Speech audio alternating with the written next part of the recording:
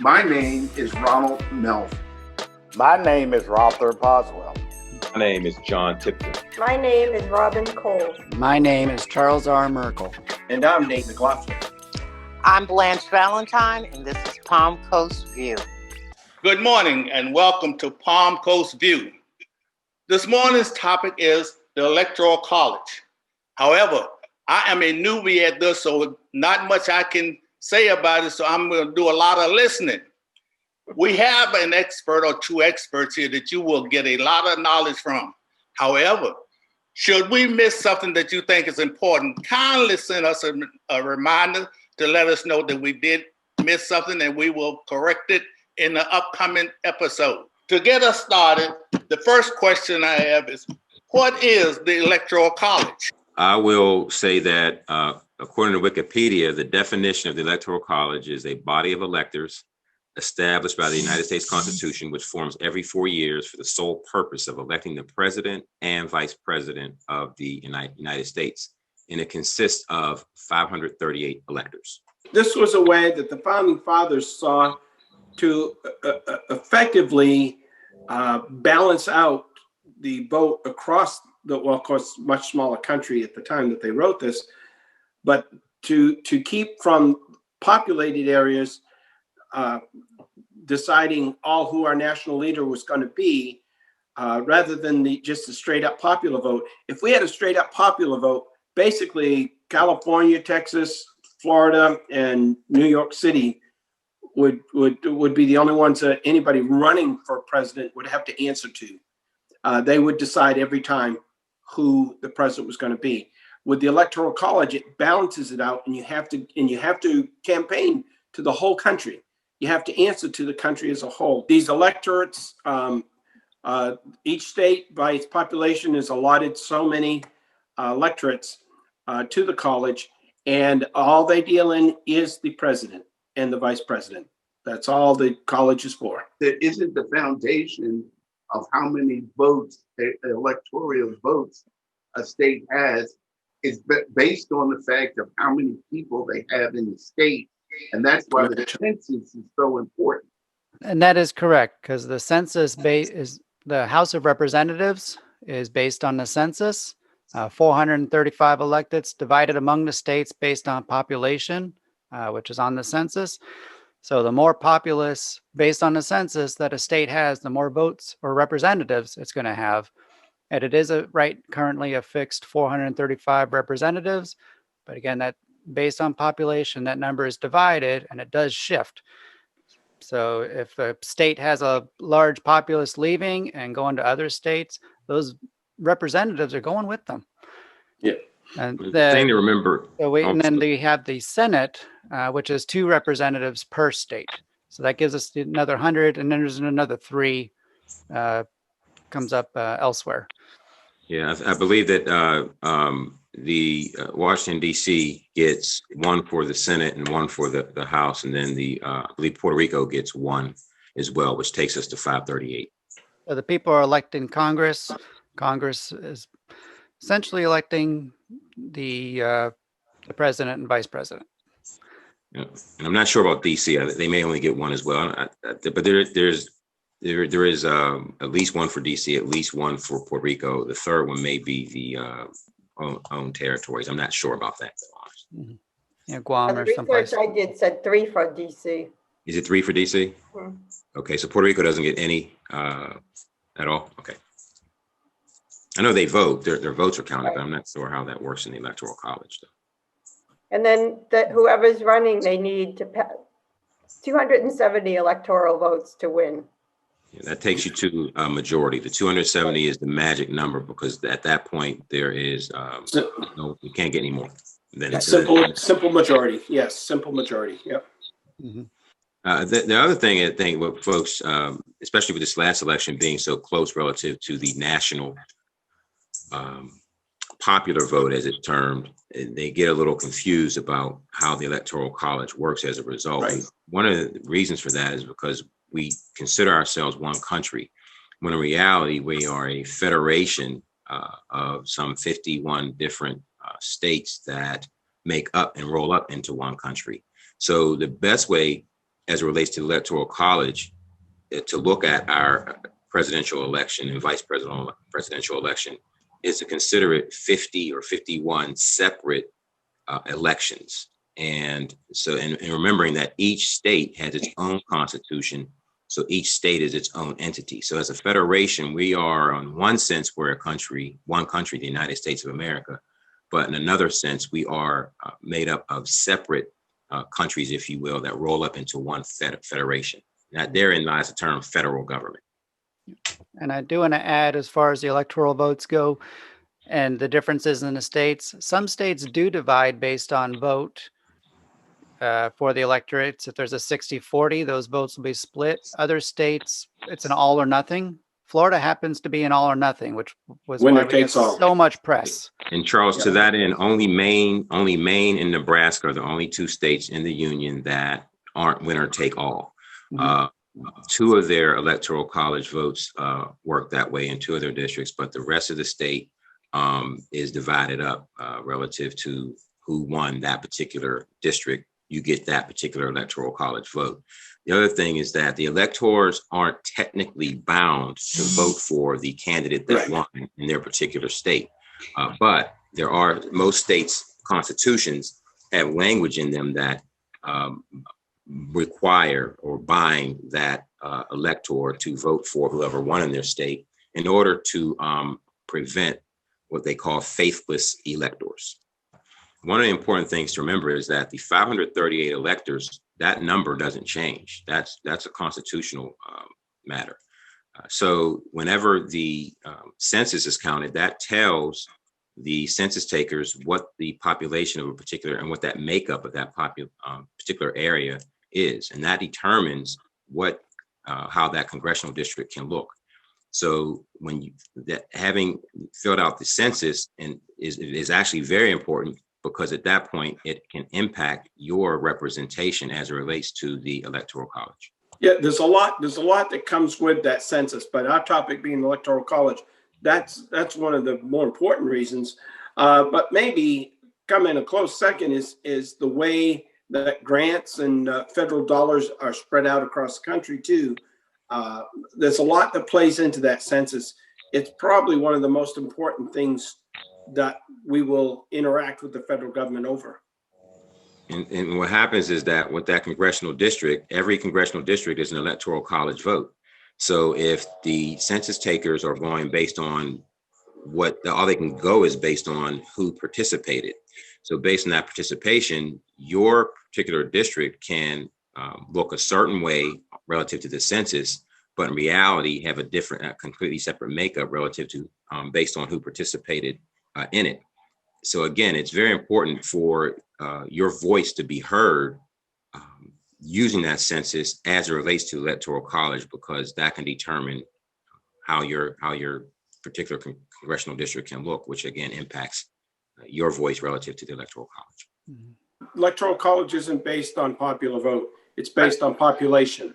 Has nothing to do. Electoral College, like John said earlier, it's not set up now constitutionally. You're not required to vote the popular vote. Now, individual states may, like John said, require that, but it's got nothing to do. The Electoral College is not constitutionally bound by the popular vote. That college can go in and vote for whoever they think ought to be. Okay.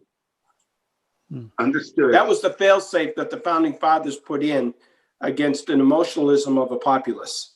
And look at today with social media, how easily we can be stirred up into a frenzy if we allow it. I want you to finish your question, but what I will say is that I won't say unfortunately, what happened in this past election actually proves the point that the founding fathers also did not want the electors to vote by emotion either. So therefore, it allowed for language so that every state can bind their electors to vote for the winner, right, so that it doesn't override the voice of the people.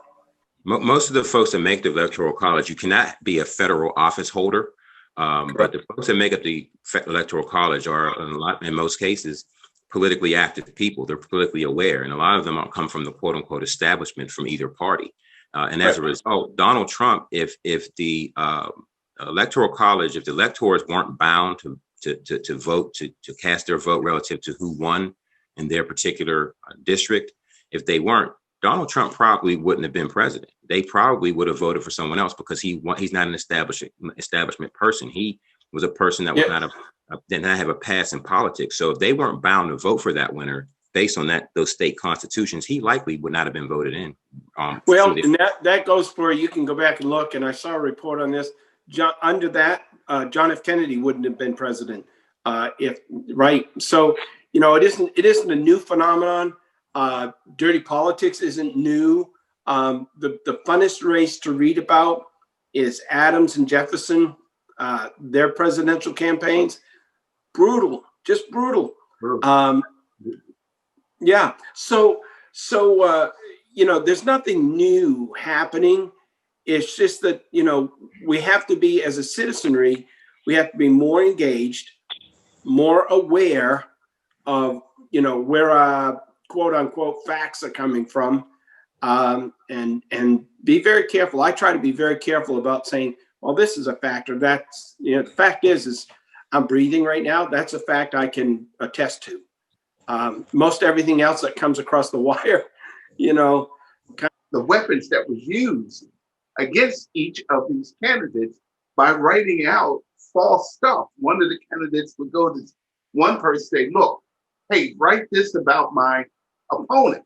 And the other guy would go to someone and say, write this about my opponent. So with social media, it's not new. It's just a new method that's being. It's a new medium to go through. Everybody has had. Listen, George Washington had a dinner party for many of the congressmen who acted as the electorates in his race. He had a dinner party and he invited those that he needed to win over.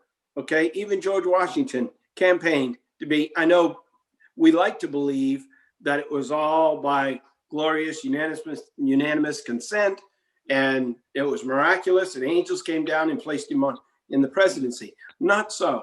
Not so. Politics is politics. It always has been. It always will be. I had a math teacher in 6th grade that Mr. McLean.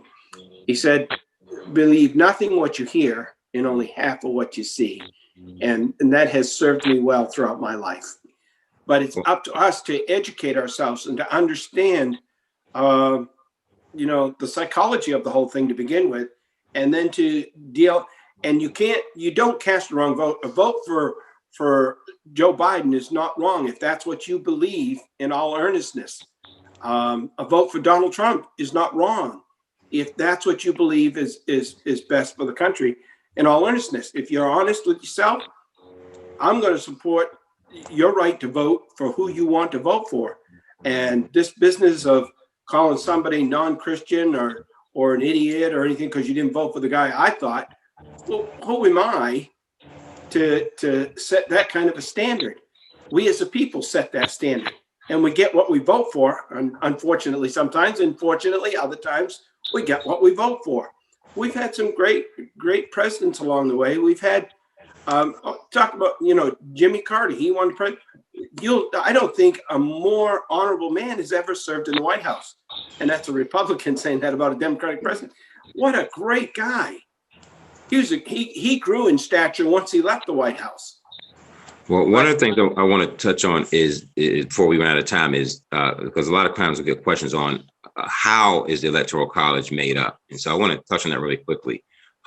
Every candidate that is on the ballot of a particular state gets to send up to that governor a list of names that they want to recommend as their elector, and that governor in Florida. Let me just say for Florida, because I'm not sure about every state, but I believe this is how it works in every state. But in Florida, every candidate that's on the ballot sends up a name or list of names that the governor chooses from each party that's going to be that elector for that particular party. And so whenever the electoral well, John, those names essentially do come from state party leadership. Right, it comes from state leadership. Right. Yeah, but my point though is that they're farmed up to the governor. They're sent up to the governor, and the governor chooses or compiles those names, and that determines who the electors will be here in the state of Florida. And then the other thing I want to touch on is the when. They actually, each state's electors actually meet in their respective state capital on the first Monday after the second Wednesday of December to cast their votes. And then the results are counted by Congress and tabulated the first week of January before a joint meeting of the House and Senate. And it's presided over by the Vice President of the United States at the time, who happens to be also the President of the Senate. Did you get all that, Mel? Yes, it'll take me a week before I digest it, but I got it. Okay, I saw your eyeballs going there, and I knew the cogs were turning. Okay, next question. It has been determined that each state has 2 senators. But how are the representatives determined? How do you determine how many representatives each state has? Population. That's where the census comes in. Yep. So based on the census, the congressional districts for the House of Representatives referred to as the lower house in our lower house in our country, lower house Congress. Those congressional districts are determined by the census, which is done every 10 years. Again, why it's important to fill out that census. So I have a question on the census. No, you don't count. I was waiting to hear from her. I want to hear what she had to say. Yeah, I'm waiting too. Yeah. For us snowbirds, if we're down here in Florida, are we supposed to fill out the census here? We're certainly not going to get it from Massachusetts or whatever other state, Illinois or whatever state we're from. So that, to me, I think that just throws everything off as well. No, you're going to reveal on that census your state that you live in, that you consider your residency. If you consider Florida your residency more than you consider Massachusetts, you'll put Florida. Vice versa, if it's Massachusetts, you're going to put Massachusetts. Mhm. You're going to give you state your place of residency no matter where you are. You can't just say, I'm from 123 Main Street, anywhere USA. Mm-hmm. It has to be a legitimate address, but you don't have to say I'm a Florida electorate. Does that help? That wasn't the impression I got when I got the census here. Okay. Yeah. That's an important distinction, though, Robin, because for snowbirds, as you refer to them, you do have the census is going to come to you where you are. The census takes if you don't participate, and at that point, you can determine what state you're going to say, or city, or what area in which you reside, and that will determine how and where you're counted. Or I should say, not how, but it'll count where you're counted. Where? Yeah. It's not based on majority where you spend your time, 181 days somewhere. It's based on where you consider. It's like the homestead exemption here in Florida. You can be here one day a year and claim homestead exemption. You got to be here January 1st. If you're going to claim in the law, though, you won't claim it up in Massachusetts. Also, you get one homestead, and that's what you determine. There's no real set days that I'm aware of. Okay, but tell me something. Who benefits by keeping the census down? In other words, we're having a confrontation between 2 groups, one who wants to cut the census off early, the other who wants to go longer. What is the advantage to either one, either way? I don't understand what they're fighting over. Well, I don't understand what they're fighting over either, unless somebody's aware of a major shift in population. We know that the Northeast is dribbling into the Southeast. We know that, okay? And you can't stop that. I mean, that is what it is. But basically, Ron, I couldn't tell you. I mean, people fight over the silliest things. There are those who want to cut it off because if we got to get this count in, and it's all in who you're talking to. But there's a lot of perceived divisions out there that don't really exist. There are Well, people who are going to say to you, Mel, there are people going to say that there's a great divide between Mel and Nate, and there really isn't. There really isn't. Well, but there is a reality that, like you alluded to a little earlier, Nate, and you, Mel, as well, that politics has been a very, for lack of a better term, dirty, can be a very dirty process, as we have it here. So you do have some incentive for folks to want to suppress the vote. They may see an advantage because they may feel that if certain folks or certain populations are allowed to vote, that they won't vote for who they want them to vote for. So to that end, there are incentives out here for voter suppression, and for people that understand the impact of the census and how that impacts the Electoral College. Those folks are the folks that have the incentive or will use the census or not participating in the census as a way to suppress the vote before you even get a chance to cast it. But don't you think, John, that voter suppression is more a fantasy than a reality? I mean, I've been around 60 years now, and I've voted every year my adult year. I've gone to the polls in many different areas. And, you know, those who want to get out and vote, it's accommodated. I mean, I love this whole mail-in ballot thing. Is there opportunity for corruption? Yeah, you know, cheating a liar is going to cheat and lie. I mean, that's just what they do, and you can't hedge against that so much. But there's fail safes in place. If you want to vote, vote. Well, You can't point the finger at somebody and say, well, my vote was suppressed. Well, to answer your question, though, Nate, that you asked me, do I feel like it's a fantasy? But I'll say that it's both. It's both a fantasy and it's a reality. And the reason why I say that is because it is real that there are incentives. The numbers show that if certain populations don't vote, then another population, or I should say another a particular group, will win there if the votes are suppressed. Well, sure. So to that end, it's a reality, just part of human nature. Well, but I will say also that it also is it's exaggerated in many cases, in my opinion. And to that end, exaggerated's a better word. Thank you. Yeah. Well, no, but what I'll say though is that it is exaggerated to a degree, and to that end, it can be a bit fantastical. So.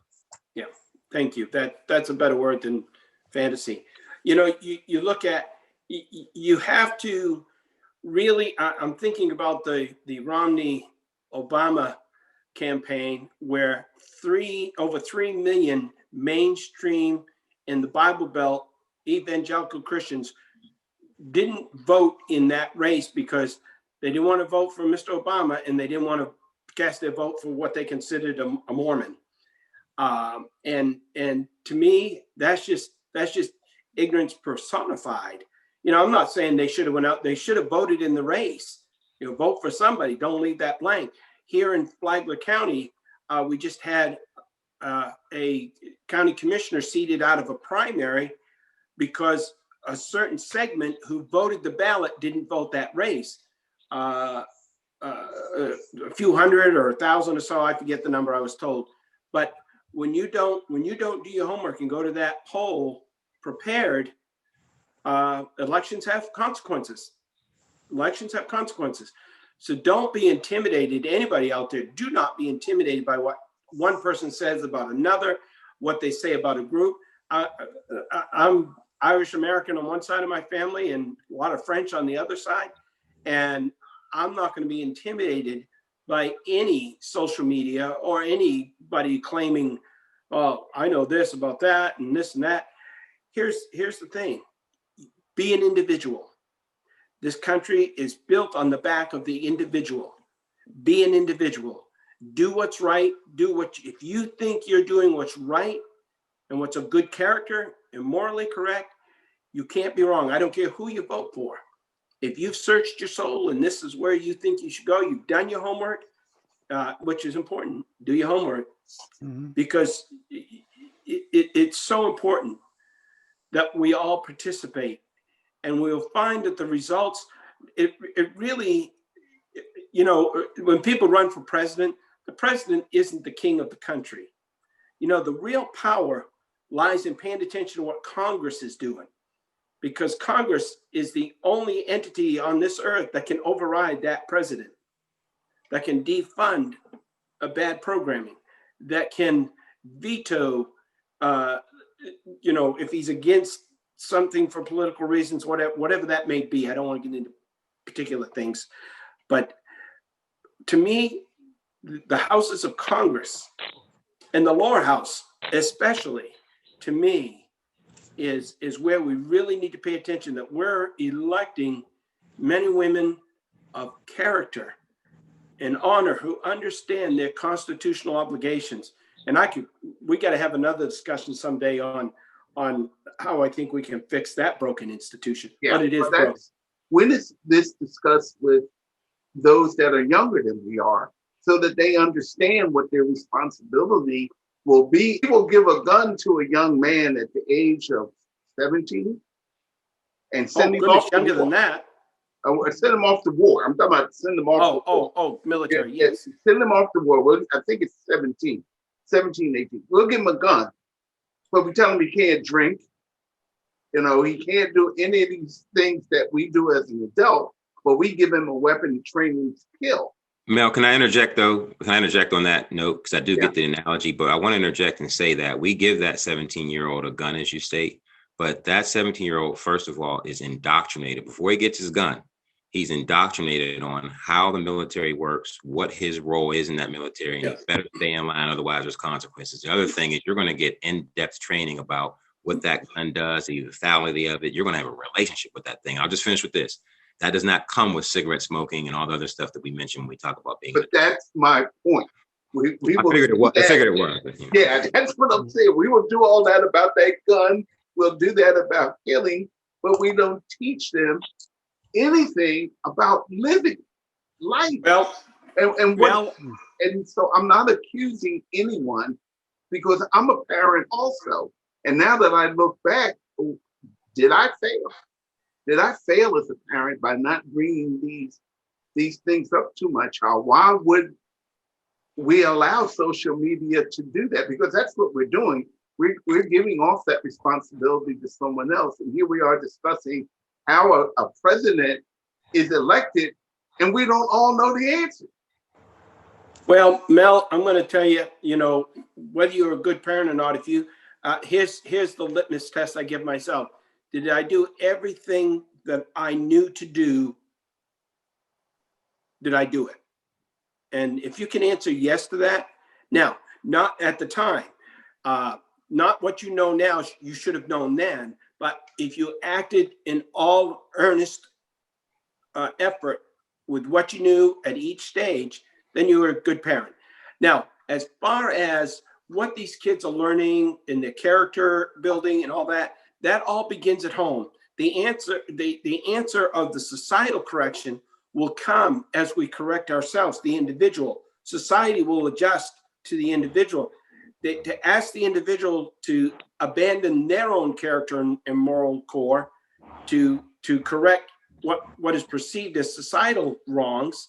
You can't right the wrong of society by attacking society. You have to go back to the individual, correct the individual. If the kids don't know about we'll pick on this topic, the Electoral College, there's no reason that it cannot be taught in the home with the information available by a couple of clicks of the mouse, and it's there.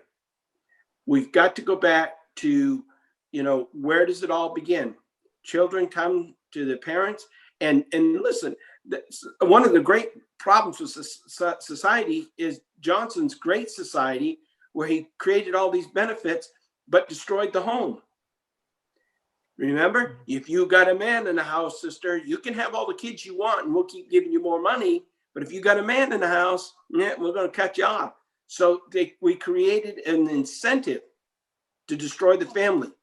There's a story goes, little kid kept asking his daddy to, come play. So, I'm reading the paper. Anyways, long story short, so that the kid grabs the paper, the father takes his paper, rips it all up, and says to the kid, when you put this back together, I'll come out and play with you. A couple minutes later, the kid comes back, and the father says, well, how'd you do that so quick? He said, well, there was a picture on the family on the back of that page. I just put that back together, and the world fell into place. And it will. We owe it. The family is the basis of any great society. We must teach within our homes correct principles of character. I don't, whether you answer to Allah or Jehovah or God or Buddha, which all of our gods, no matter who we think God is, require of us a higher sense of morality and character. And when we teach that at home, and we carried, I had a news person ask me one time why I wasn't more religious. They expected me to be more religious from the dais. And I said, why would you think that? He said, well, you're very devout. I am. But I said, I practice my religion in private. That's between me and God. But I live it in public. That's where I interact with society with all of those principles that I deem sacred and honorable, honesty, integrity, hard work, working and studying and doing the things and knowing, being knowledgeable in the topics that we do. It's important that people go and read. And I hope the one thing that those watching this get out of it is I need to go look that up and understand the Electoral College. I see John, was reading from his Wikipedia. Go to Wikipedia, go to other sources, study books. Don't take one opinion on what's going on, but be honorable, be educated, educate yourself. Education isn't a college degree. College degrees just say that you're willing to stick something out and study it and you make a professor happy. But educate yourself, know what it is. And the greatest education you can have is to understand that not everybody's going to see it the way you see it. Nate. And that's okay. Yeah. Nate. I'll jump down. Go ahead, Roth. Okay, Nate. You mentioned about the power Congress have. Can you touch on how is Congress formed? What are the qualifications to be in Congress? Wonderful enough. The qualifications to be in Congress is citizenship. Isn't that wonderful? Well, one of the things I do. Go ahead. I did want to interject, and but as it relates to the Congress and the presidency, Nate, that you mentioned, the Congress can check the president. And the beauty of our system, it's not one that our founding fathers invented. They just were smart enough to see a system that made the most sense based on prior civilizations. But the beauty of it is the Supreme Court can check them both. Bingo. That third, it's supposed to be non-political. I know these everything's political now, right? Appointments, they weren't intended to be, but I think they've probably been a little bit from the beginning. Yeah, there's a little bit of politics there, but we want to make sure that we're not getting to a point where these federal judges are running for office. We have to, and we need to think about that when we're looking at a president. It is an important thing to think about. I don't think we should be looking at litmus tests for these people, but again, we're looking for people of strong character who understand the Constitution, but understand. Here's a kicker right here that's going to get your attention. Understand that the founding fathers themselves knew that the societies change over time, and that we have to amend this Constitution to cover a changing society.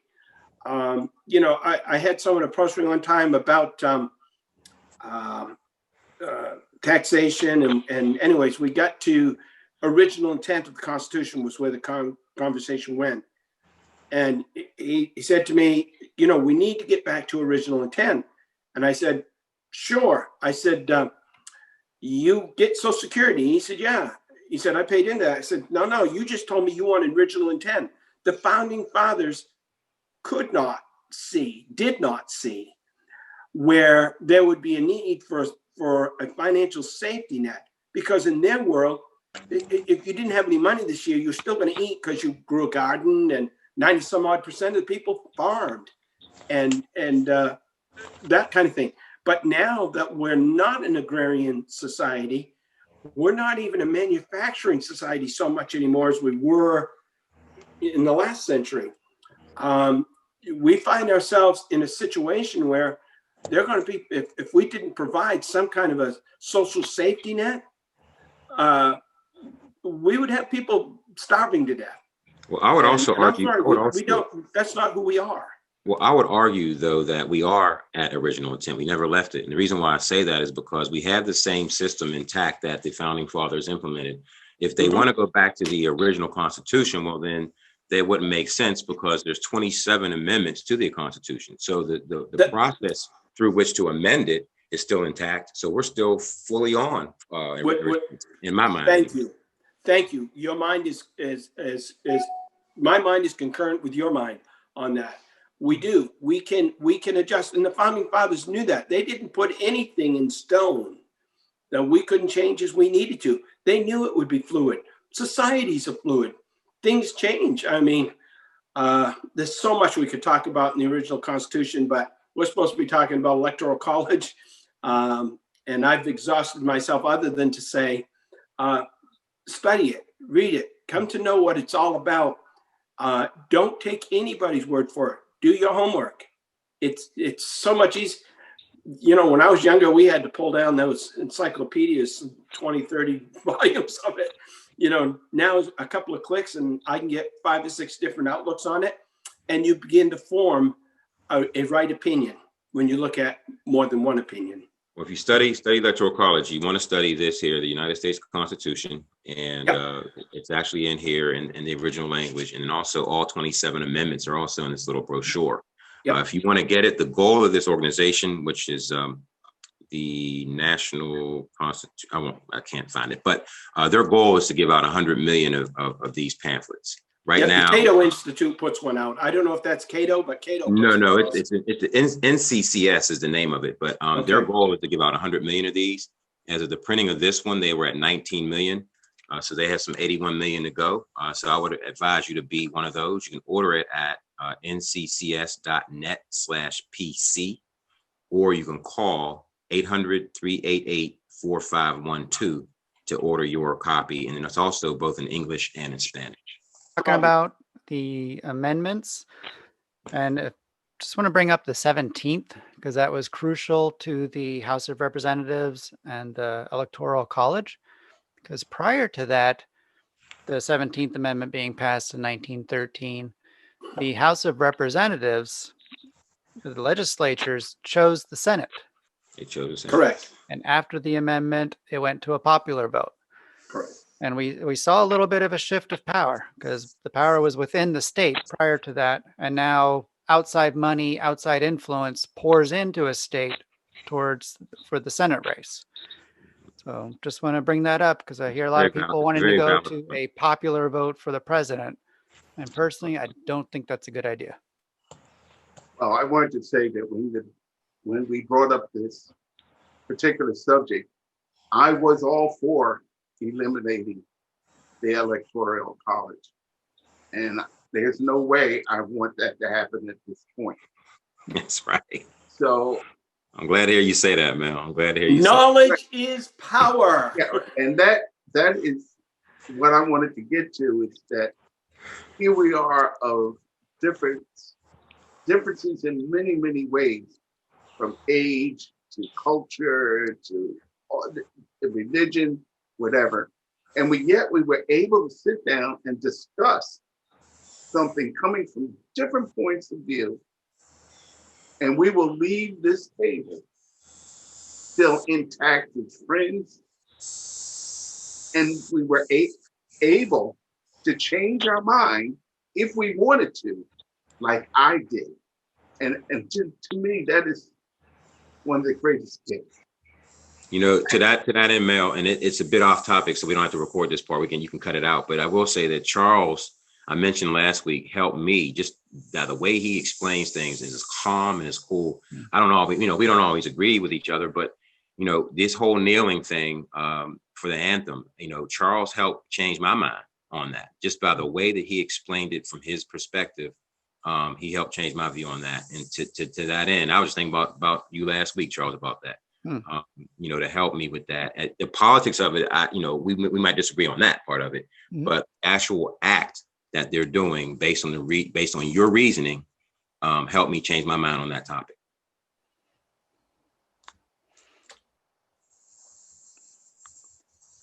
That it? Thank you. That's all I got. Thank you, John. Oh, you're welcome. Thank you. And I continue to be challenged in the way I think too. Of course.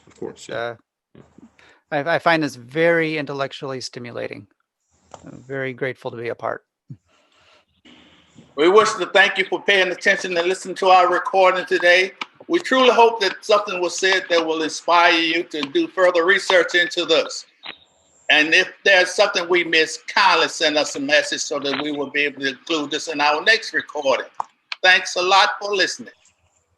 Be sure to like us on Facebook and subscribe to our YouTube channel. You can find us under Palm Coast View. And be sure to leave some comments as to how you feel about the videos that our topics, and if you have any other topics you'd like us to discuss.